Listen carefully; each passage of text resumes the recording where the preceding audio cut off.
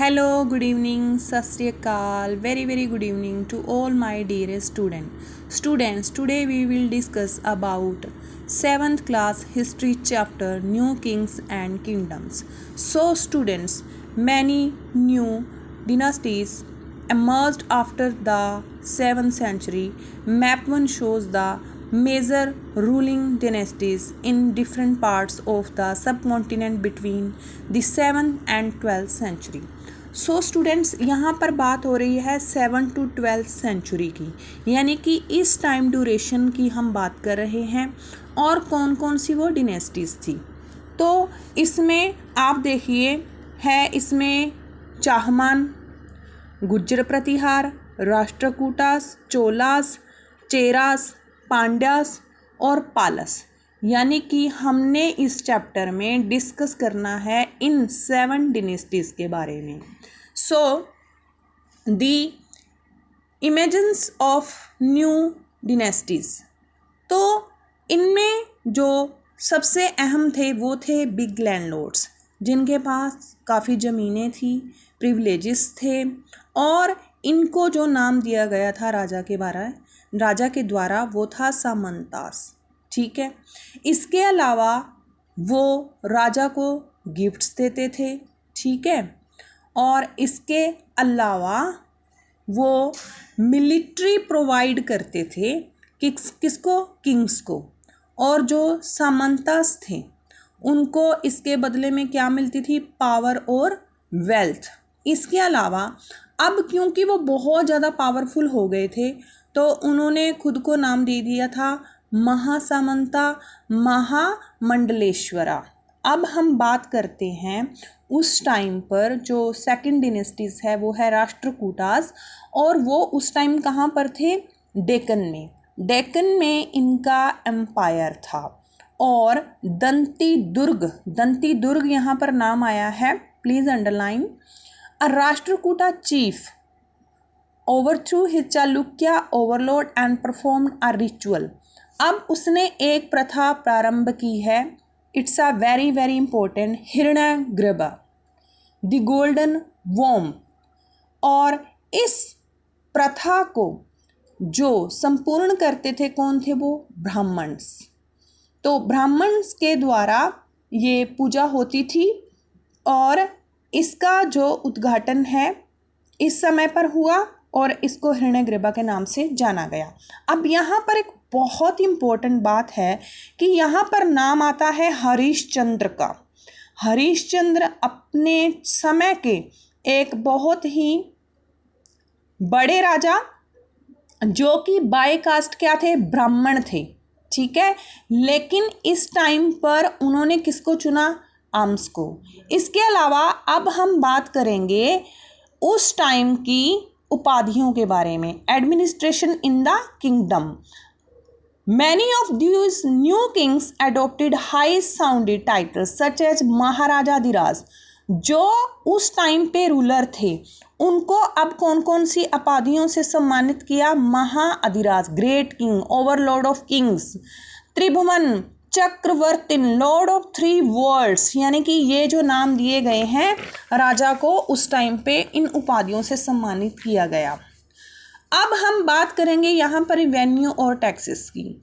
Ruler कोई भी हो, अगर हम हिस्ट्री की बात करें तो उनकी जो इनकम के सोर्सेस थे वो थे टैक्सेस एंड रिवेन्यूज़। तो जो किसान थे, कैटल कीपर्स थे, आर्टिसंस थे, who were often persuaded or compelled to surrender part of what they produce। वो जो भी प्रोड्यूस करते थे, वो जो भी सामान बनाते थे, तो उसका शेयर जो है वो उनको देना पड़ता था। अब हम यहाँ पे एक डिस्क्रिप्शन है वेरी इंपॉर्टेंट, चोलास के बारे में है, जिनका एम्पायर कहाँ पे था, आज के तमिलनाडु में। वहाँ पर 400 टर्म्स थी, किसकी, टैक्सेस की, और उनमें जो मोस्ट फेमस था वो था वेती जो टैक्स था, और जो लेबरर थे उनको फोर्स किया जाता था। इसके अलावा अब हम यहाँ पर बात करेंगे, these sources were use to finance the kings established as for the construction of temples and forts.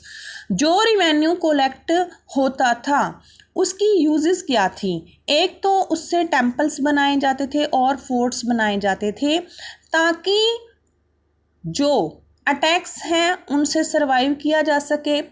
और जो टेम्पल्स थे, क्योंकि उस टाइम पे वो ट्रेड का एक बहुत बड़ा सेंटर था।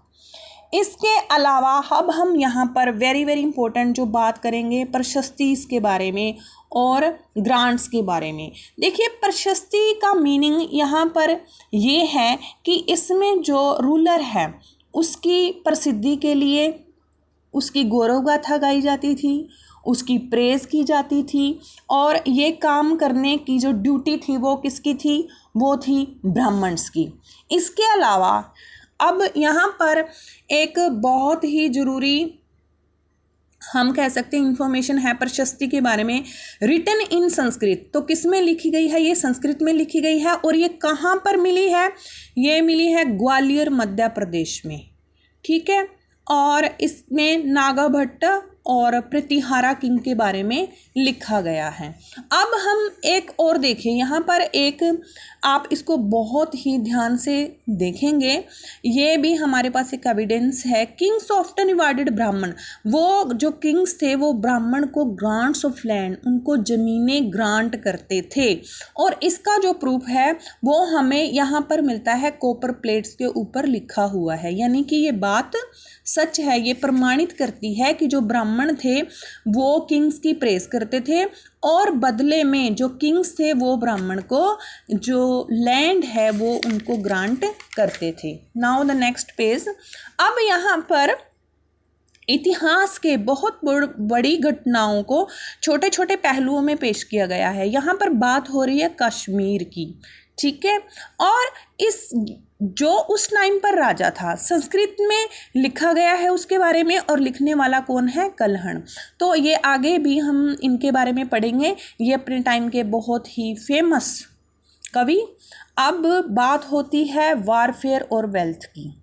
कोई भी राजा वो अपनी वेल्थ को बढ़ाने के लिए वार का मार्ग तो उसको चुनना ही पड़ता था। तो यहाँ पर हमने जितनी भी डायनेस्टीज़ के बारे में पढ़ा है उसमें हम बात करेंगे गुज्जर, प्रतिहार, राष्ट्रकूट, पाला डायनेस्टीज़। तो ये इन्होंने आपस में युद्ध लड़े हैं अपनी बाउंड्रीज़ को एक्सपेंड करने के लिए, टैक्स और रिवेन्यू के लालच से, अपनी सिक्योरिटी को बढ़ाने के लिए। तो इतिहास में ये जो युद्ध हैं, ये जो वॉर हैं, वो कहलाए हैं थ्री पार्टाइट्स के नाम से। थ्री पार्टाइट स्ट्रगल के नाम से ये बिल्कुल बहुत ज़्यादा फेमस जो हैं वॉर हैं। अब बात आती है इतिहास के बहुत ही बड़ी मूवमेंट की। इसकी बहुत चर्चा है। क्यों? क्योंकि ये घटना है सुल्तान महमूद ऑफ गजनी के बारे में।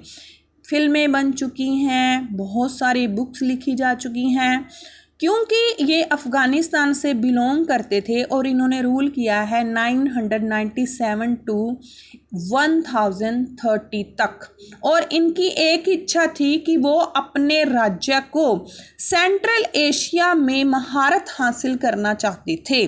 और ऐसा माना जाता है कि 1000 से लेके 1027 तक इन्होंने 17 बार भारत पर आक्रमण किए।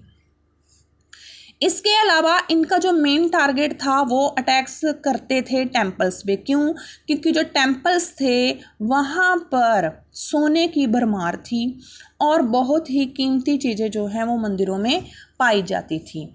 इसके अलावा हमें इसकी जानकारी कैसे मिलती है? जो अल-बिरूनी है, अल-बिरूनी जो है उन्होंने इसके बारे में लिखा है अराबिक में, और बुक का नाम है किताबुल हिंद। उसके बाद यहाँ पर चर्चा है चहमान के बारे में या चौहान के बारे में। और इनका जो एम्पायर है वो कहाँ पर है? दिल्ली और अजमेर में। यहाँ पर भी इतिहास के बहुत बड़ी यूँ कह लीजिए कि बहुत ही बड़े करैक्टर के बारे में बात की गई है। ऐसा माना जाता है कि अगर ये ना हारते तो हमारे देश में कभी भी विदेशी राज ना करते, हिंदू राजा ही हमेशा राज करते। बात कर रहे हैं हम पृथ्वीराज तृतीय के बारे में, पृथ्वीराज थर्ड के बारे में। इनकी टाइम ड्यूरेशन है 1168 टू 1192। लेकिन बदकिस्मती थी हमारी कि जब मोहम्मद गोरी ने अटैक किया 1191 में तो ये जीत गए। लेकिन उसके बाद जो मोहम्मद गोरी थे, क्योंकि उसको हारने की आदत नहीं थी, तो वो सोया नहीं अपनी हार के मलाल से। उसने इंडिया के ऊपर दोबारा अटैक किया 1192 में, और जिसमें कि जो हमारे रूलर थे वो हार जाते हैं। बहुत ब्रेवरी से वो लड़े, इतिहास उनको याद करता है। लेकिन हमारे कुछ जो राजा थे, जयचंद, वो मिल गए थे हमारे दुश्मनों के साथ। दैट्स वाई कि क्या हुआ कि हम हार गए। इनकी महानता के गुण गाए जाते हैं। अगर इस युद्ध में वो ना हारते, अगर इनके साथ गद्दारी ना की जाती, अगर हिंदू राजा इनका साथ दे देते, तो मोहम्मद गोरी या जितने भी मुस्लिम थे जिन्होंने बाद में हम पर रूल किया, तो उनको शायद कभी मौका ही ना मिलता। खैर, आगे हम यहाँ पे बात कर रहे हैं तंजावुर की और उरियार की। बात है यहाँ पर कावेरी रिवर की। तो कावेरी रिवर का इस लेसन में बार बार नाम आ रहा है। जो चोलास थे, अब ये चोलास की बात है। Muttarayar held power in Kaveri delta. तो कावेरी डेल्टा में इनका एम्पायर है। Pallava kings of Kanchipuram Vijayalaya who belong to the ancient family to the Cholas from Uraiyur captured the delta from the Muttarayar in the middle of the 9th century। He built town of Thanjavur. देखिए, तंजावुर का जो town है ना, ये वर्ल्ड फेमस है for a gods. और किस देवता के नाम पे है ये? निशुबसुदिनी देयर। ठीक है। इसके बाद हम बात करते हैं यहाँ पर राजा प्रथम की। इतिहास में ये अपना बहुत ऊंचा स्थान रखते हैं क्योंकि ये मोस्ट पावरफुल चोला रूलर थे, और इन्होंने 985 में अपने जो एम्पायर को इन्होंने एक्सपेंड किया। राजा सन का जो बेटे थे राजा प्रथम, ठीक है। गंगा वैली में empire, Sri Lanka and countries of South East Asia developing और नेवी। इन्होंने यहाँ पे देखिए बहुत बड़ा काम किया है, नेवी के ऊपर इन्होंने ध्यान दिया है। इसके अलावा अब बात करेंगे हम तंजावुर एंड गंगईकोंडा चोलापुरम। ये जो हैं, ये दोनों किसने बनाए हैं? राजा और राजेंद्र ने। तो यहाँ पर हम कह सकते हैं कि ये एक बहुत बड़ी उनके द्वारा आर्किटेक्चर का काम और इतिहास में बहुत बड़ा स्थान। Chola temples often become the nucleus of settlement which grew around them. These were centres of craft production. जहाँ पर मंदिर बनाए जाते थे वहाँ पर जो क्राफ्ट है उसका प्रोडक्शन होता था। जो टेम्पल्स थे endowed with land by rulers, तो उसको जो ज़मीन देने का काम है वो रूलर के द्वारा होता था। यहाँ पर आप पिक्चर देख सकते हो, ये कोई आम मंदिर नहीं है। उस टाइम पर जबकि फैसिलिटीज़ कम होती थी, लेकिन ऐसी पत्थरों की नक्काशी, कलाकारी, इतनी सुंदर कृति, आप सोचिए कि कितना ऊंचा ये मंदिर है और कैसे उन्होंने काम किया होगा। ये अपने आप में किसी भी अजूबे से कम नहीं है। The temple at Gangaikonda Cholapuram notice the vein with the roof toppers. Also look at the elaborate stone sculpture used to decorate the outer walls. अब यहाँ पर बात करेंगे हम, ज़रूर बात करनी चाहिए इसके बारे में। देखिए कितनी सुंदर प्रतिमा है, जितनी भी तारीफ़ की जाए उतनी कम है। अगर नक्काशी की बात की जाए तो सारी चीज़ें इसके आगे फेल। आप नक्काशी देखिए इसकी।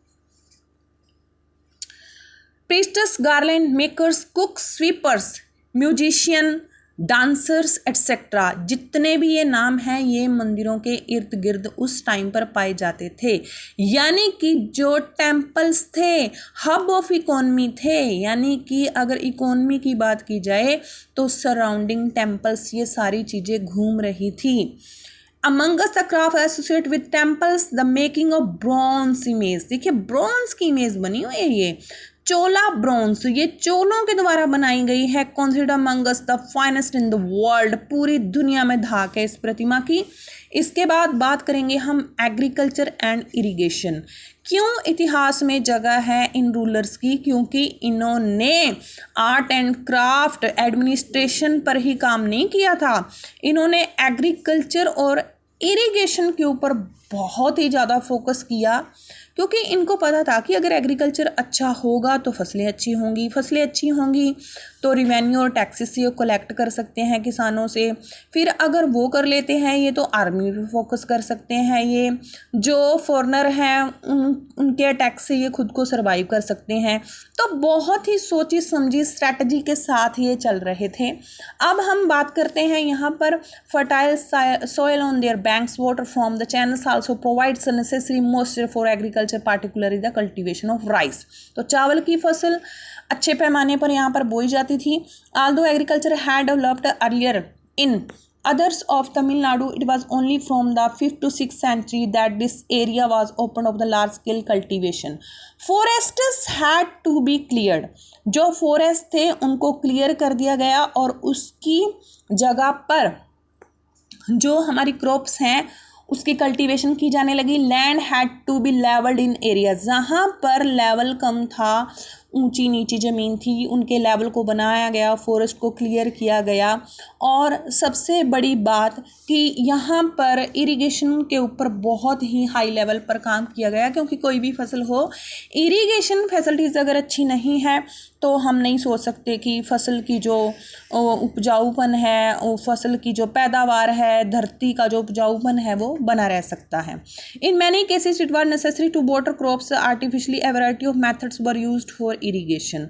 तो बहुत सारे मेथड्स यूज़ किए गए हैं इरिगेशन के लिए। कौन कौन से हैं? इन सम एरियाज वेल्स, कुओं की खुदाई की गई है। Places use tanks, tanks provide किए गए हैं ताकि वहाँ पर जब बारिश हो तो उस पानी को कलेक्ट किया जा सके। यानी कि जो मॉडर्न मेथड आज हम यूज़ कर रहे हैं, इन्होंने इतना टाइम पहले ही इन पर काम किया। Remember that irrigation works require planning, यानी कि सारा काम प्लानिंग के साथ हो रहा था। Organising labour and resources, maintaining these works and deciding on how water to be shared. Most of the new ruler as well as people living in village took an active interest in these activities.